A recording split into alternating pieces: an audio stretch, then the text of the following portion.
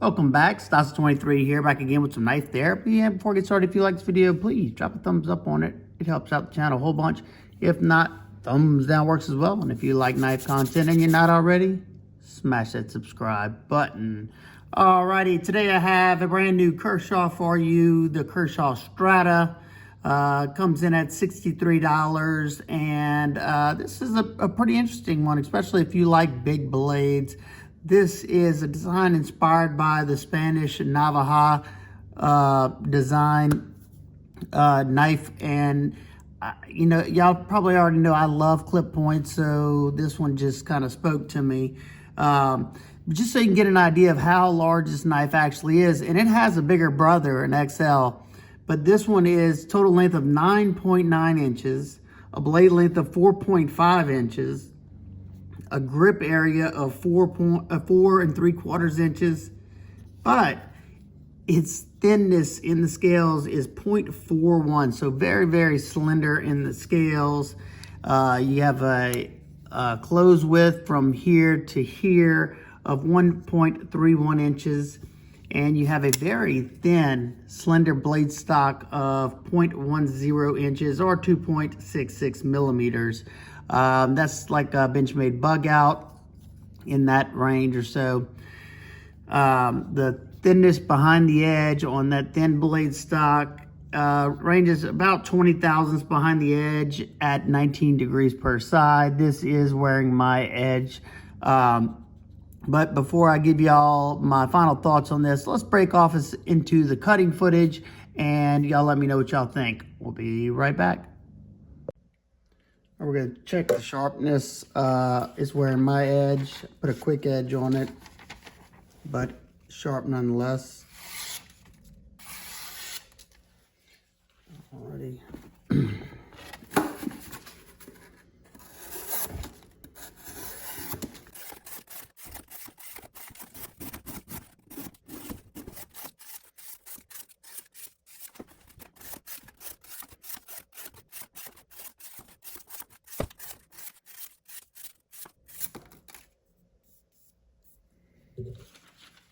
All right, got the blade nice and hot.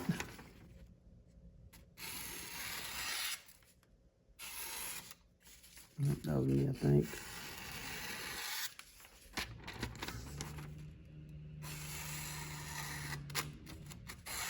Yeah, there's a paper. Let's see. That feels good. Alrighty, we're gonna cut some 3/8 twisted Sisal rope just to see how it slices and how it feels in hand when cutting. Probably do about 10-20 cuts.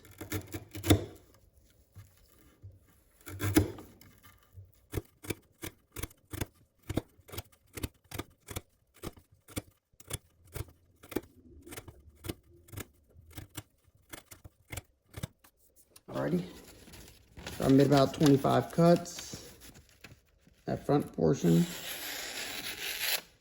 and did great. One thing that I meant to mention is whenever I was doing the cuts, this skinny handle and the thinness in there made it kind of hard to, you know, control. It's comfortable, but like I said, it's very thin, so it wants to kind of turn in your hand. And then whenever I was cutting like this or putting a lot of pressure down, anytime I was cutting on the top, this was nice and uncomfortable. You can see the indentation right there in my finger. Okay, we're gonna cut up a few different materials, see how they're slicing still. Got this kind of like a seatbelt type material, nylon, and this is braided, I think, nylon strap material, and the double walled hose and the thick, very dense hose. We'll start with this. Let's see how it slices. God, very easily.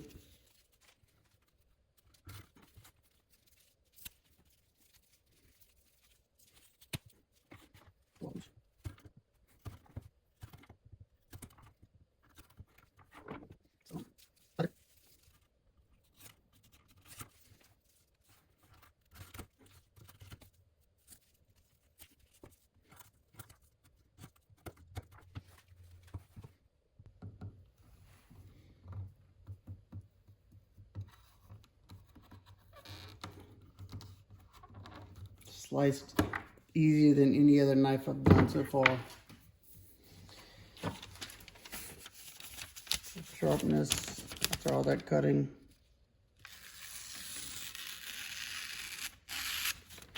That front.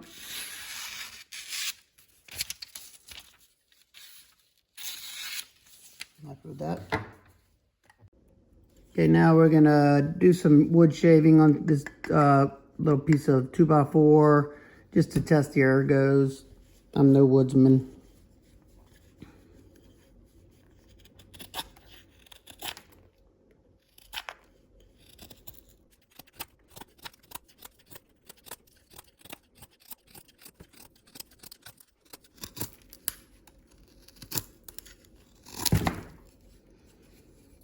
Alrighty, this knife slice is excellent. That thin blade stock, it performs really nicely. But once again, this very skinny handle wants to kind of turn. So I find myself really holding on to it. This is probably the best. Your Saber grip's probably the best for control.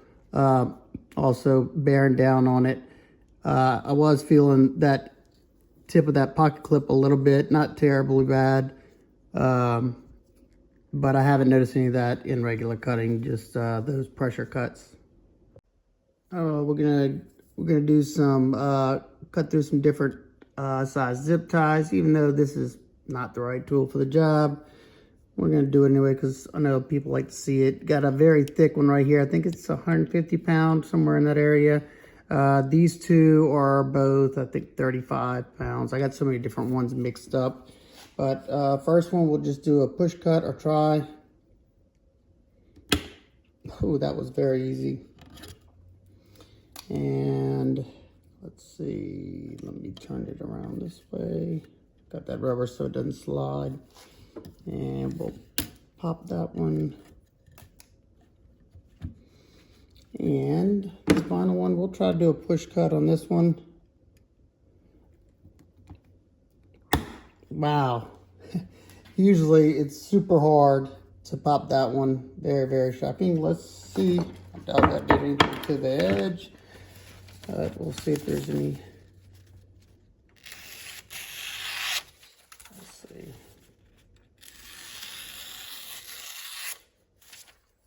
Good to go. Alrighty, now we're going to try to slice through. This is a jumper cable wire,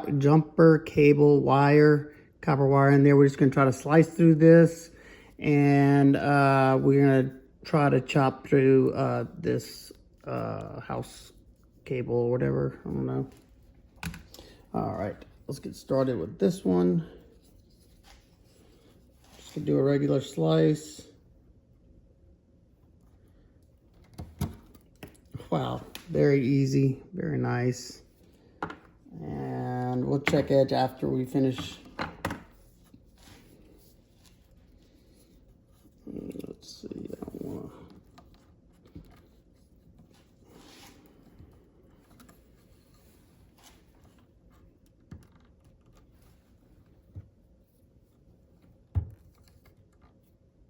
Using rubber mallet.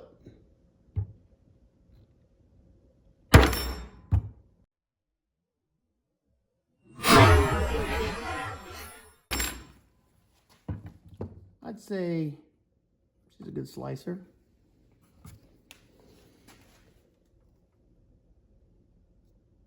Let's see, some chips right there.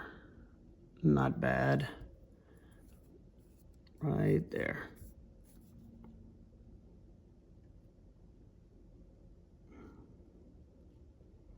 That's actually, it's good compared to some knives this thin that I've tested. That will easily sharpen out. I'm looking at it, trying to see if it's a chip or kind of looks like it just folded it over.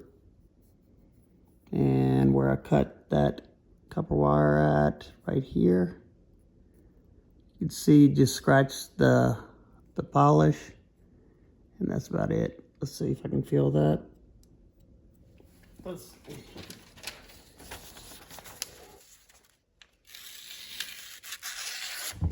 Even with that, it's like kind of like serrations in the edge. That's crazy. See, if I do it slow, it catches right there.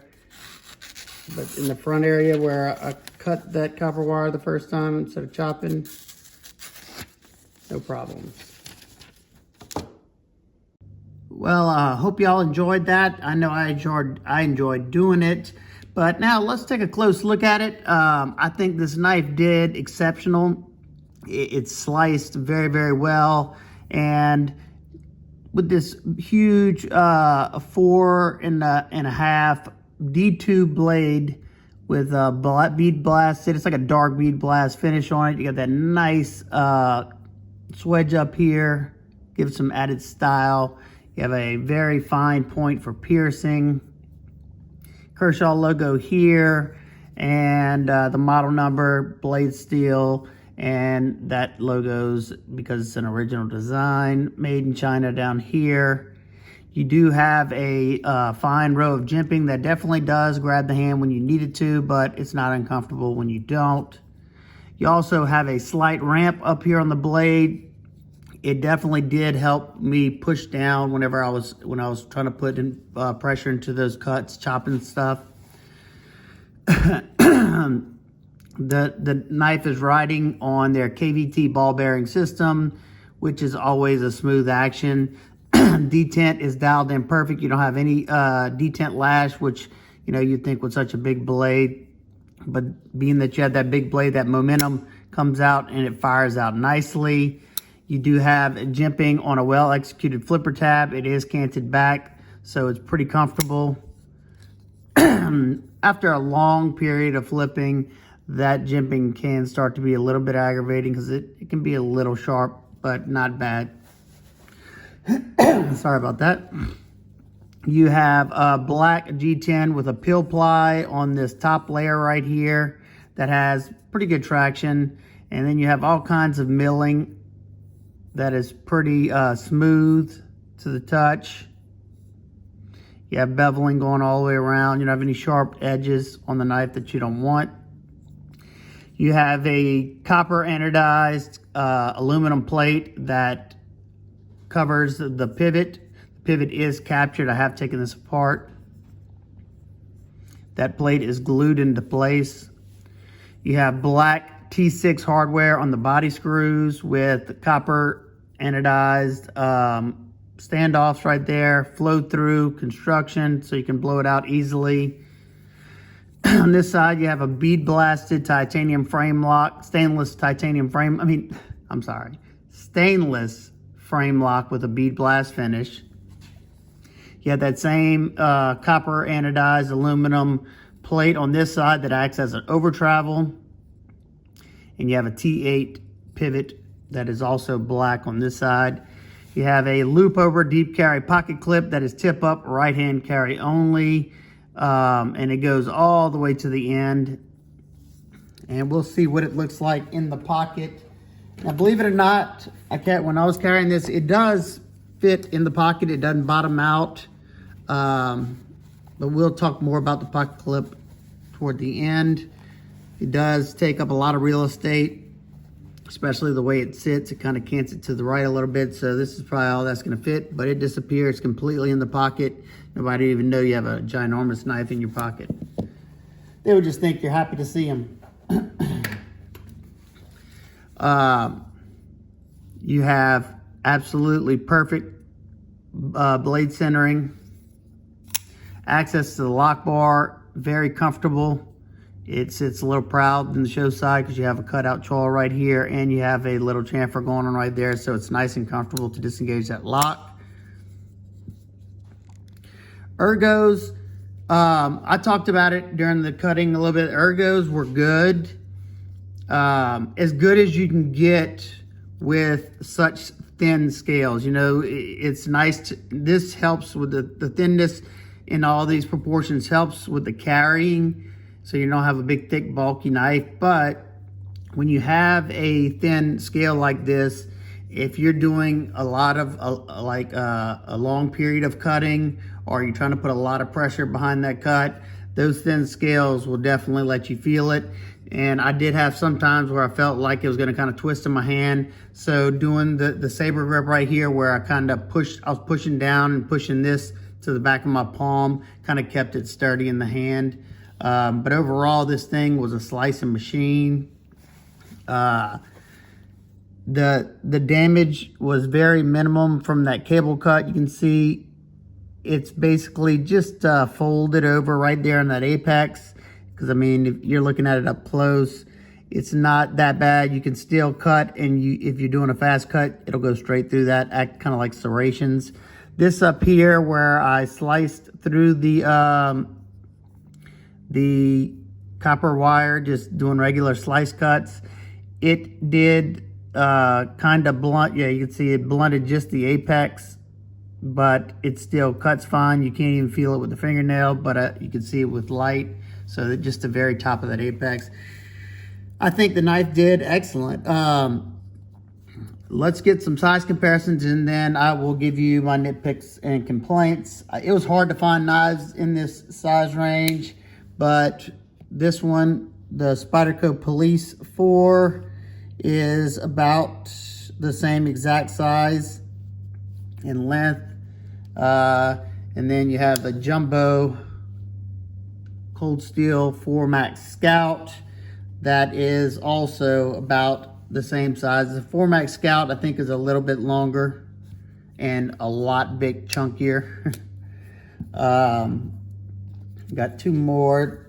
These aren't as big, but like I said, I didn't have much. Got the Microtech SOCOM, is a good bit shorter. And you got your Ontario Rat Model 1, which is also a good bit shorter. And these two are pretty big knives. All right, so nitpicks and complaints. This heavy bead blast is a recipe for disaster. Even with even if it was a stainless steel, a heavy bead blast puts large craters, microscopic craters into the steel, allowing moisture to sit in those little crater pockets. So I've already had a good bit of corrosion on this. And another thing, when it's that heavy blast like this on a blade, you can see it traps like material that's different colors from, different things I cut. Only thing I can do different, I might do a polished stone wash on this, or just do a satin finish on it. If it's a budget blade, I doubt it. I'll just use it. Also, that edge termination, now it went down there original before I sharpened it, so it was pretty funky. I wish they would just put you a sharpening choil or something in there just so it look better. Another thing, I like the little flare, it looks nice, but this thing, they should have figured out some better way to adhere it there. Mine popped off before the testing. It was just glued in there, barely had any glue to it. I glued it back with some JB Weld glue, and it hasn't popped off since, but just something to note. I like the way they did that to kind of hide the pivot.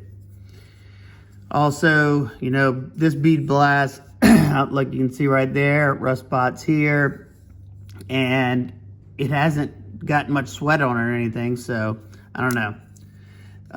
One thing though that I did notice, besides, super slicey, because that thin blade, you got a very long blade, so you got a lot of cutting life, because you might use the front portion for some, middle portion for another, just a lot of performance out of the blade.